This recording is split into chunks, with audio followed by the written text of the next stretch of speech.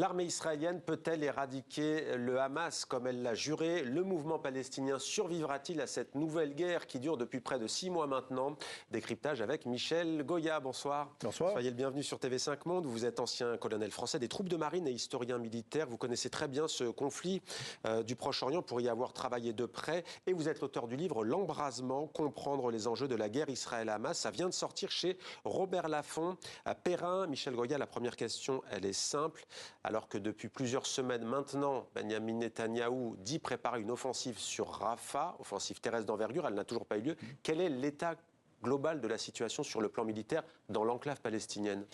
Alors, actuellement, les combats sont un petit peu à l'arrêt, il faut être clair là-dessus. L'offensive terrestre, qui était une offensive de conquête du territoire de Gaza, visant à détruire autant que possible l'infrastructure du Hamas, son armée, éliminer ses chefs et, si possible, récupérer le maximum d'otages.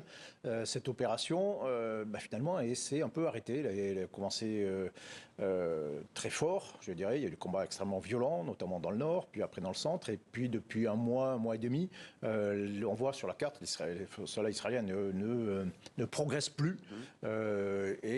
parce que peut-être qu'ils sont face désormais à un défi militaire très compliqué, celui de la prise de Rafah, avec une grande densité de population. Peut-être que le gouvernement préfère privilégier la négociation pour la libération d'otages, je ne sais pas. Mais dans tous les cas de figure, cette opération, en tout cas cette opération terrestre, elle est un peu au milieu du gué. Les Israéliens peuvent revendiquer d'avoir infligé énormément de pertes au Hamas. Ils disent, voilà, on a tué au moins 10 000 combattants du Hamas, ce qui est évidemment très, très important. Mais ça, c'est un chiffre communiqué par l'armée israélienne? Oui, alors eux disent même plutôt 13 000 officiellement, ce qui me paraît quand même un peu optimiste, voire plus parfois. Mais bon, mais ils n'ont pas éliminé les chefs, les têtes pensantes. Ils ont éliminé le numéro 3 il y a quelques jours, mais ils n'ont pas tué les chefs. Ils n'ont pas libéré les otages, notamment par cette opération, par le combat. Ça n'avance pas au sol, mais les bombardements continuent? Oui, bien sûr. Alors, avec moindre intensité, évidemment, mais ça continue à frapper et on continue à exercer une pression, en tout cas, sur le Hamas et même globalement sur le territoire de Gaza. Donc, ce que je veux dire, c'est que on est un peu au milieu du gué d'un point de vue militaire. Si l'opération s'arrêtait là, par exemple, si un cessez-le-feu définitif se mettait en place, outre qu'on serait très embêté pour savoir qu'est-ce que ça va devenir, notamment les territoires qui ont été conquis par l'armée israélienne, mais en tout cas, le Hamas serait toujours là. Le Hamas pourrait se proclamer même vainqueur de cette opération en disant, voilà, nous avons résisté, nous sommes toujours là. À partir du moment où le Hamas, Gaza est toujours là, on peut dire, nous résistons à la puissante armée israélienne, donc nous gagnons. Alors je précise bien ce soir, pour celles et ceux qui nous regardent, qu'on fait un grand angle d'un point de vue strictement militaire et tactique. Et évidemment, nous parlons tous les jours de la situation humanitaire, du sort des otages également que vous avez cité. Mais là, on se concentre donc sur cette question militaire. Est-ce qu'Israël peut vaincre le Hamas? Parce que l'armée israélienne est entrée par le nord, on le sait. Vous avez cité Rafah, la frontière égyptienne. Il y a encore des combats, on apprend, y compris dans le nord, à Gaza et à Khan Younes. Israël peut-il vaincre le Hamas militairement? Alors, et dans quel type de guerre sommes-nous, au fond? Oui, écoutez, on est dans une forme de guerre d'un État contre une organisation armée extrêmement puissante qui a quasiment le statut d'un proto-État, qui avait un territoire qui contrôlait. À partir de là, comme le Hezbollah au sud du Liban, comme l'État islamique a pu le faire aussi à une certaine époque, et qui, à partir de là, a pu développer quasiment une armée régulière de proto-État extrêmement puissante. Et dans ce cadre-là, sachant que le Hamas, il n'y a pas que le Hamas Gaza, le Hamas est également présent en réalité dans tous les territoires palestiniens. Il est présent à l'étranger, ses antennes politiques sont à l'étranger. Et donc quand le Premier ministre Netanyahou dit voilà, nous allons détruire le Hamas, bon, moi je suis militaire, vous me dites voilà, il faut détruire le Hamas. Moi je vous dis, monsieur le Premier ministre, tout ce qu'on peut faire, nous militairement, en tout cas à Gaza, c'est essayer de l'étouffer, cette organisation, de le casser au maximum, de le ramener peut-être à la situation de l'organisation clandestine. Mais ça, le renseignement israélien ne le dit pas, Benyamin Netanyahou. On peut le ramener à la clandestinité, mais pas le vaincre? Oui, enfin en tout cas, Militairement, c'est ce qu'on peut faire au moins dans un premier temps. Et tout ça, ça suppose évidemment de reprendre le contrôle complet du territoire de Gaza. Et ensuite, qu'est-ce qu'on fait, quoi, hein? Donc on restait sur place et puis on laissait peut-être, dans une autre phase militaire, d'étouffer, de poursuivre la traque, la désorganisation de cette organisation à Gaza, peut-être également en Cisjordanie et peut-être aussi d'aller, comme c'était annoncé aussi, traquer tous les leaders du Hamas partout. Quelles sont les pertes côté israélien? Là aussi, il y a une sorte de tabou de part et d'autre. Vous avez cité les chiffres des pertes dans les rangs du Hamas. Qu'en est-il de l'autre côté? Le Hamas, parfois, vidéo, propagande à la pluie, montre des vidéos pour montrer comment tel jour il a détruit un char, tel jour il a tiré et tué des soldats israéliens. Que sait-on à ce sujet? Actuellement, les Israéliens reconnaissent avoir perdu 249 soldats dans cette opération terrestre à l'intérieur de Gaza. Ce qui est relativement important. Il faut rajouter toutes les pertes du 7 octobre, qui était aussi une opération militaire du Hamas contre les bases israéliennes. Et donc, globalement, les pertes israéliennes correspondent à celles de la guerre des 6 jours, à l'époque où Israël en 1967 avait affronté 3 armées arabes complètes et avait écrasé 3 armées arabes. Donc, ce sont des pertes qui sont relativement importantes pour Israël. Elles sont pas inattendu, d'un point de vue militaire, c'est quelque chose, on pouvait s'y attendre. Ça fait un rapport de perte de 13 000, peut-être 10 000 en tout cas, combattants du Hamas contre 245 du israélien, ou plus de 500 si on prend les pertes du 7 octobre. Ce différentiel s'expliquant par évidemment toute la puissance de feu dont disposent les Israéliens, leur capacité à se protéger, les unités qui sont très blindées, très protégées, etc. Tout ça, c'est la bonne qualité tactique aussi des soldats israéliens, ce qui explique ce rapport de perte qui est, encore une fois, qui était globalement assez attendu. Mais le Hamas est toujours là. Écoute de son appareil militaire, le Hamas, justement, comment ce mouvement opère-t-il? Il y avait la question des tunnels notamment, beaucoup ont été détruits.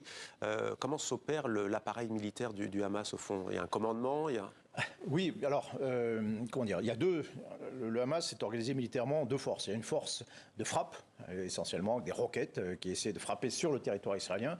Et puis il y a une force, une infanterie, on va le dire, une infanterie de défense, éventuellement d'attaque, comme le 7 octobre, mais comme c'était une perspective qui était très limitée par la défense, la barrière israélienne, mais c'est surtout une force de défense du territoire de Gaza, qui est lui-même découpé en 7 secteurs, lui-même découpé en bataillons, et un secteur en quartier, si vous voulez. Chaque quartier doit défendre son secteur, avec plusieurs centaines de combattants. C'est une guerre urbaine? Oui, c'est essentiellement urbain. C'est l'atout principal du Hamas. On combattrait en rase campagne, les forces du Hamas se feraient évidemment écraser complètement par la puissance de feu israélienne. Ce qui les protège, d'abord, c'est évidemment c'est les zones urbaines, c'est les murs, le béton. Ce qui les protège aussi, c'est la population, la présence de cette population. Quand les Israéliens rentrent dans un quartier, ils peuvent se dire statistiquement que 98% des gens qui sont dans ce secteur sont des civils en réalité. Ne sont pas des combattants du Hamas ou du djihad islamique. Et donc ça, oui, c'est un problème en tout cas très compliqué à gérer. Donc le Hamas utilise ces 2 protections et c'est ce qui lui permet de résister. Encore une fois, sans ça, le Hamas n'existerait plus en réalité. Alors vous avez cité le djihad islamique, il y a effectivement d'autres groupes combattants, parfois d'ailleurs dans certaines circonstances rivaux dans ce territoire palestinien. Dans votre livre, ce qui est intéressant, c'est que vous revenez sur l'histoire de Gaza. Ce n'est pas la première fois qu'il y a des conflits, évidemment, entre l'armée israélienne et le Hamas. 2008, 2012, 2014, 2021. S'agissant d'Israël, vous parlez de la tonte de gazon, la stratégie de la tonte de gazon, c'est quoi? Et du côté du Hamas, donc la guerre à distance, c'est ça qui se fait face? Oui, c'est-à-dire que côté israélien, à partir du début des années 2000, on se dit, occuper des zones difficiles, comme le sud Liban par exemple, pendant des années, ou Gaza, c'est des bourbiers, on est face à une guérilla permanente.